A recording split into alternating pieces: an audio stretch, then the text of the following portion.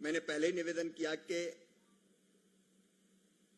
पूरी बैठक का फोकस था किसान केंद्रित, और उसमें लघु और सीमांत किसान, जिसको कुछ देशों में फैमिली फार्मर भी कहते हैं, उन पर विशेष रूप से एक अलग ही सत्र हुआ, जिससे उनकी कठिनाइयां, उनको इनपुट कैसे मिले, उनको जो ऋण का प्रवाह है, कई बार क्रेडिट उन तक नहीं पहुंचता, वो दिक्कतें कैसे दूर हो, वो उनको ठीक दाम कैसे मिल पाए, इस सब पर व्यापक चर्चा हुई है। और जो ज्वाइंट डिक्लेरेशन में उसका जिक्र है। दूसरे, व्यापार को आसान करने के लिए 1 to 1 भी सदस्य देशों में चर्चा हुई है आपस में, और उस चर्चा के साथ साथ हमने जो इंटीग्रेटेड फार्मिंग का सिस्टम, उस पर भी बातचीत की है। लेकिन जो 1 to 1 बैठकें भी सदस्य देशों के साथ हुई है, वो भी व्यापार को और आसान बनाने में मदद करेगी।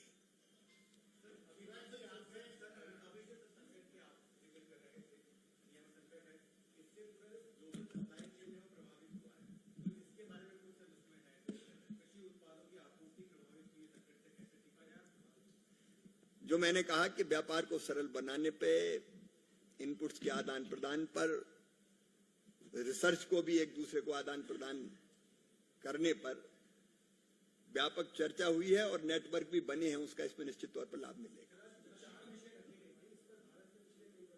हेलो,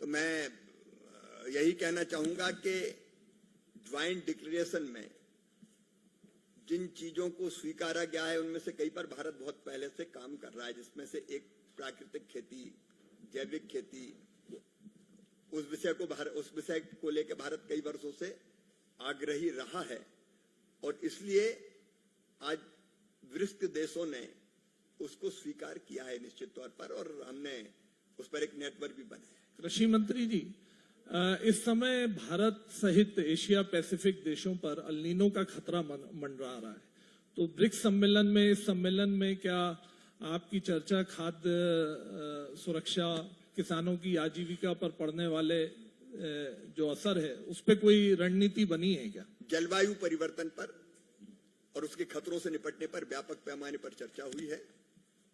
अल-नीनो का जहां तक प्रभाव है, उसका असर भारत सहित बाकी देशों में भी पड़ेगा, लेकिन उससे निपटने के लिए देश ने अपनी तैयारी भी की है, और आपस में भी हम एक दूसरे को सहयोग करेंगे सूचनाओं के आदान प्रदान से। तो एक तो आपने खाद के बढ़ती हुई कीमतों, दाम बढ़ने की बात कही है। मैं इस संदर्भ में इतना कहना चाहूंगा कि भारत सरकार ने यह फैसला किया है कि किसानों को सस्ती दर पर ही खाद मिलता रहे। यूरिया की बोरी 266 रुपए में, डीएपी की 1350 में ही मिलेगी।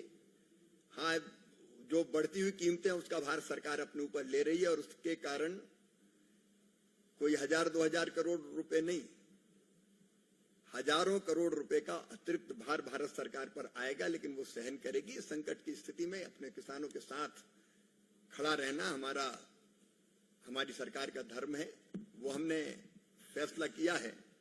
अब आपने छोटी छोटी कई चीजें पूछ ली। सर पेस्टिसाइड्स पे भी तो वही हो रहा है सर, नहीं क्योंकि केमिकल नहीं सर, अभी कई कंपनियों ने रेट ही डिक्लेयर नहीं किया। देखिए, कुछ चीजें ऐसी है जिसका ब्रिक्स से संबंध नहीं है, वो हमारे इंटरनल कुछ चीजें हैं, उस पर भी हम लोग चर्चा और बातचीत करके किसान को राहत मिले, उस दिशा में प्रयास हम करते रहते हैं। खेत बचाओ जैसे अभियान भी हम चला रहे हैं, उसके माध्यम से संतुलित उपयोग और कम उपयोग और वैकल्पिक उसके जो उपाय हो सकते हैं, उनकी भी चर्चा कर रहे हैं। खरीफ की फसल के लिए पर्याप्त मात्रा में फर्टिलाइजर हमारे पास है। भारत सरकार हर संभव प्रयत्न कर रही है कि रबी के लिए भी, अब मैं उसके विस्तार में नहीं जा रहा, लेकिन कोई कसर नहीं छोड़ रही कि खाद की पूरी तरह से व्यवस्था करे, और मुझे लगता है उसमें हम लोग सफल हो जाएंगे, कीमत चाहे जो भी हो। अभी तो इतना विचार हुआ है कि हमको अपने देसी और परंपरागत बीजों को संरक्षित करके रखना चाहिए। भारत में तो कई वर्षों से ये प्रयास हो रहा है हमारे पास। हाँ, हमारी कई दिनों से भारत में तो ये प्रयत्न लगातार जारी है, लेकिन दुनिया में भी ब्रिक्स देशों के बीच भी इसमें गंभीरता से चर्चा करके हम लोगों ने इसको एक सिस्टम बनाने का फैसला किया है।